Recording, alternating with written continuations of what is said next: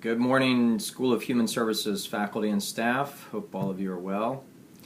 I'm recording our message this week because tomorrow, Friday, October 7th, is our fall break day.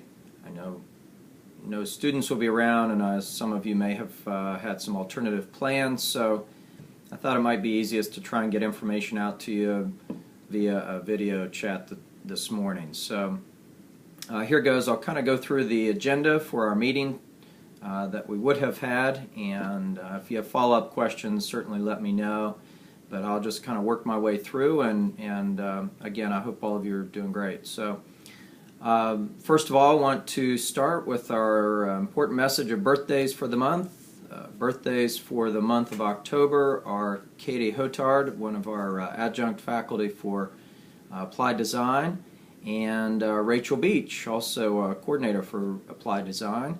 And so happy birthday to both of you. Next, I think we announced last meeting that Barbara Pavel Alvarez had given her resignation and that she'll be finishing the end of the calendar year. It also happens that she has resigned from the Board of Governors position, and that was effective this past meeting. So Barbara, we thank you for your service there and really appreciate all the effort that you've given on behalf of the faculty and certainly as a great representative for the School of Human Services.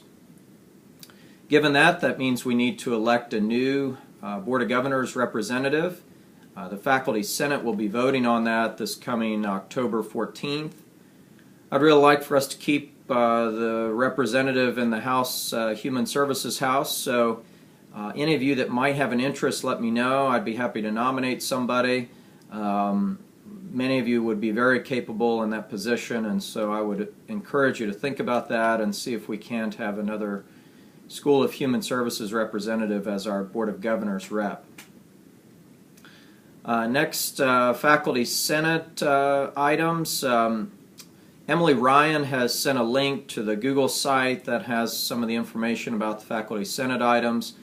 I'll include that in the agenda that I'll post on our school classroom, Google Classroom.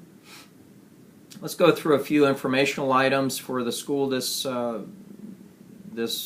month. Perkins allocations are out. I've emailed coordinators with the funds for each of the programs that will have Perkins funds coming in. I also separately emailed you a list of permissible uses. Do look at that first, and then of course, as always, you'll have to send the request. I'll have to send that request to Charleston for approval, and then we can spend those funds. The Human Services Distance Education Committee has been meeting. I'm very excited about this group. This was a suggestion of Dr. Beth Newcomb, and the group that's been involved so far have been a good cross-section of the faculty within our school. It really is an open type of committee, so if it's something that you're interested in, they have been meeting at Tuesdays at 1 o'clock. I don't know if that time frame will change, but for now that's when they're planning to meet. They're looking at templates, something that might be universal for all of our faculty and to use for their classes, whether it's a distance class or not. That standardization we feel and consistency might be helpful to our students. So some outcomes I think will be rolling out of that group, and their goal is really to share their information and then to share that information with our school. And as I've mentioned, I believe we do really some innovative things within our school, so I anticipate that some of the things that they'll do may well transcend into institutional items as we go forward. The Strategic Enrollment Task Force is moving forward. That's a cross-section of a variety of different folks trying to look at enrollment issues. So we're really kind of, I've supplied them with a number of data points for them to review. From that, we're trying to look at both some short-term enrollment and recruiting goals and some longer-term enrollment and retention goals.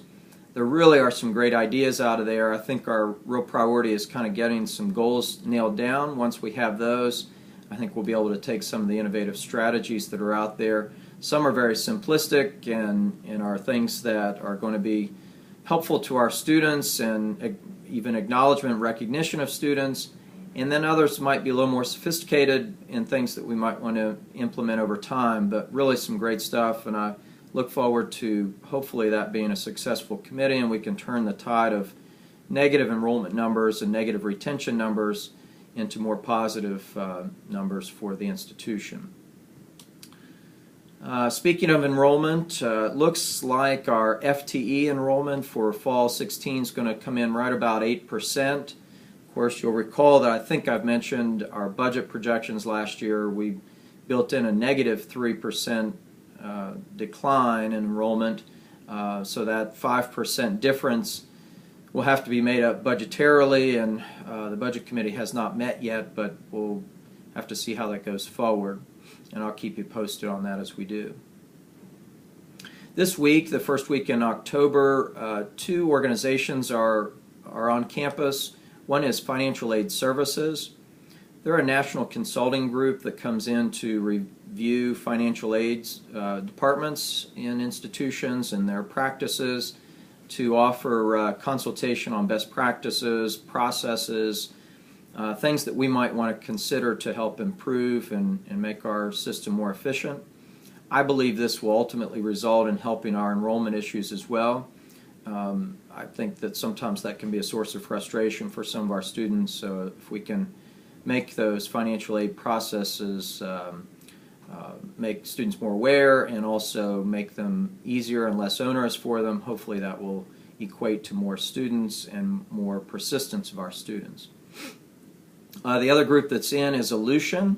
Ellucian is the parent company for Ellucian is the parent company for Banner, and so we're trying to investigate how that might work, either a separation of Banner or a partial separation of Banner, who would host that, and then conveniently Financial Aid Services and Ellucian are overlapping so that those consultants can be talking about ways that we might be able to utilize Banner and in our financial aid services to make both of those systems more efficient. So Friday, of course, October 7th is our fall break. Friday, October 21st is assessment day. Critical thinking is the emphasis for this year, and so I think you'll be seeing more stuff from Nancy Parks related to that. I believe also we have a speaker and a facilitator for that day, Doug Ader, and he's been here before. Really good, and I look forward to some good outcomes out of that day and the meeting. Pierpont's Fall Open House, that's our campus visitation day, is October 29th.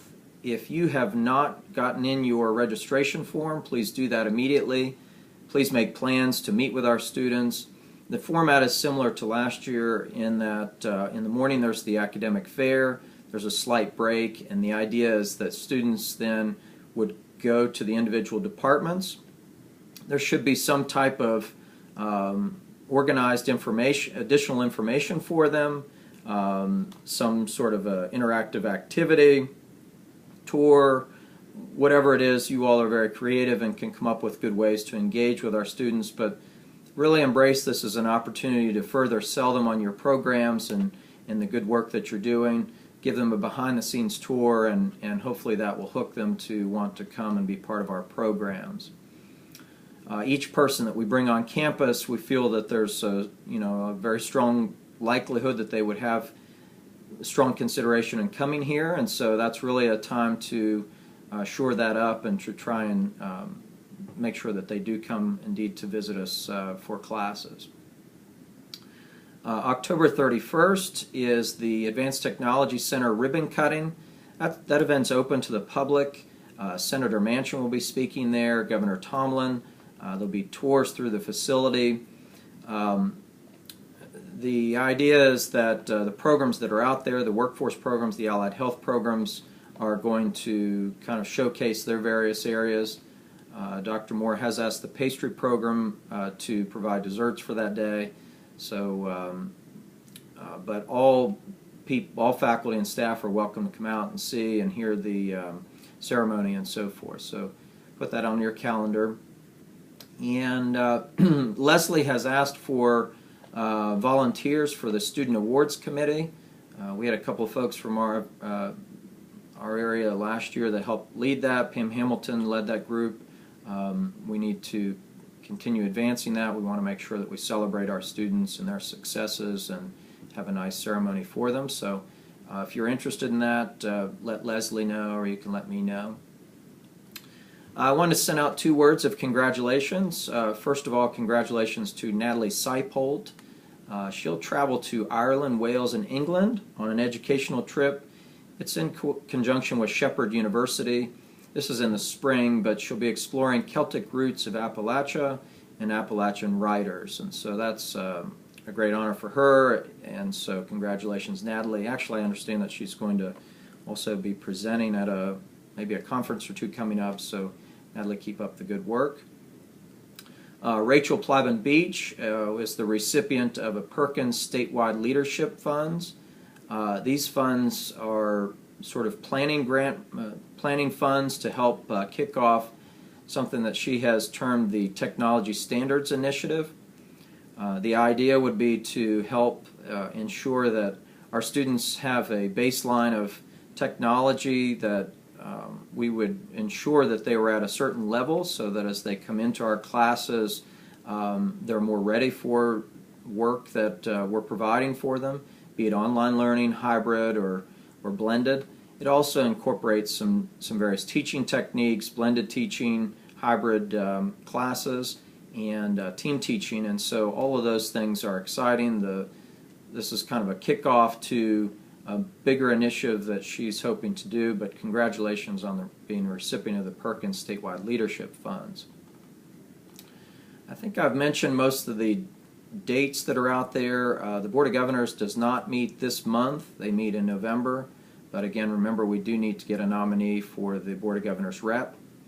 One last item is at the end of the semester, the West Virginia Community College conference is much different this year. It's not a multi-day conference. It's a one-day. They're calling it a drive-in conference.